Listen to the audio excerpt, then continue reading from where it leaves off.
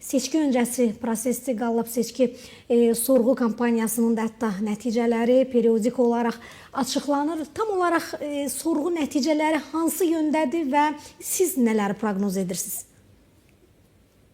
Biz Gallup International Association sorğu mərkəzinin onların son sorğularını müqayisə etsək, konkret bir nəticəyə gələ bilər. Yəni bu indi daha çox istər Ermənistanda, istər digər ölkələrdə hamı çalışır bir müqayisə aparsın və nəticəyə gəlsin ki, bu sorğularda əldə olunan göstəricilər artıq Ermənistandakı seçki prosesinə təsiri necə ola bilər?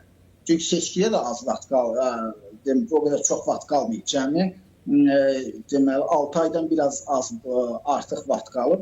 Deməli ötən ilin may ayında, avqust ayında və bir də bu il noyabrın sonu, dekabrın əvvəlində keçirilən sorğuların nəticələri göstərir ki, Ermənistanda belə ümumiyyətlə ciddi bir dəyişiklik baş vermir siyasi palitrada. Yəni hələ də ümumi göstəricilərə nəzər salsaq baxırıq ki, Nikol Paşinyanın rəhbərlik etdiyi Vətəndaş Müqaviləsi partiyası birinciliyi qoruyub saxlayır. Yəni seçkiləri qalib gəlmək şansı yüksəkdir.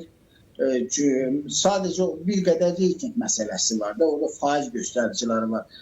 Məsələn, əgər sentyabr ayında, avqustun axırı sentyabrın əvvəlində keçirilən göstəricilərdə Paşinyana 17,3% səs vermək istəyirsə seçicilərin, indi son sorğularda 16,5% səs vermək istəyir. Burada diqqət çəkən məqamlardan biri odur ki, Paşinyanın əsas rəqibi sayılan, deməli, Rusiyalı milyarder Samvel Karapetyanın rəhbərlik etdiyi bizim yolumuz deməli hərəkatının reytingi sürətlə aşağı düşməyə başlayıb. Yəni ötən sorğuya biz baxsaq, sentyabr ayında ona seçicilərin 13,4% səs vermək istəyirdisə, yəni o ikinci yerdəydi.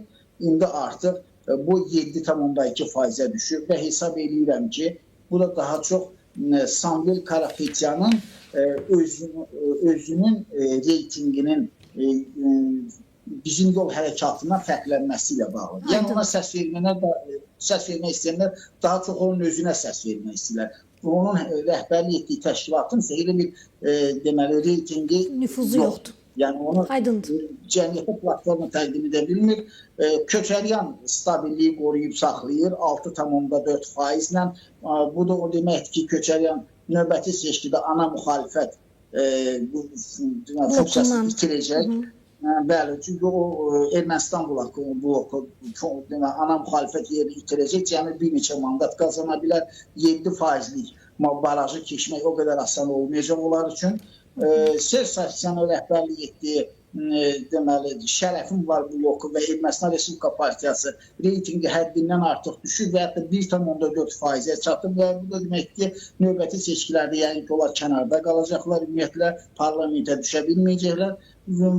Burada daha çox diqqət çəkən məqamlardan biri də məşhur Ermənistanda milyonçu çiçəklənən Ermənistan Partiyasının sədri Qaqik Sarukyanın nüfuzunun və özünün və partiyasının populyarlığının getdikcə artmasıdır və onlar hətta seçicilərin 68% onun fəaliyyətini bəyəndiyini bildirib.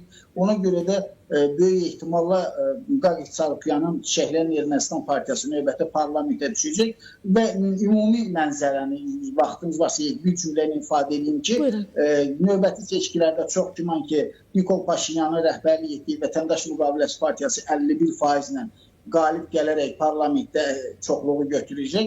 Müxalifət isə deməli 1/3 qazanmaq istəyən müxalifət isə orada bir partiyanın böyük əksəriyyəti ana müxalifət funksiyasını qazanacağını gözləmirəm. Çox güman ki, orada müxalifət yeknəsək təslim olur.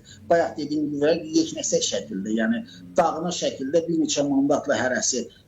Məsələn, daşnaqların növbəti parlamentə düşəcəyini mən gözləmirəm. Onların nüfuzu da çox azdır.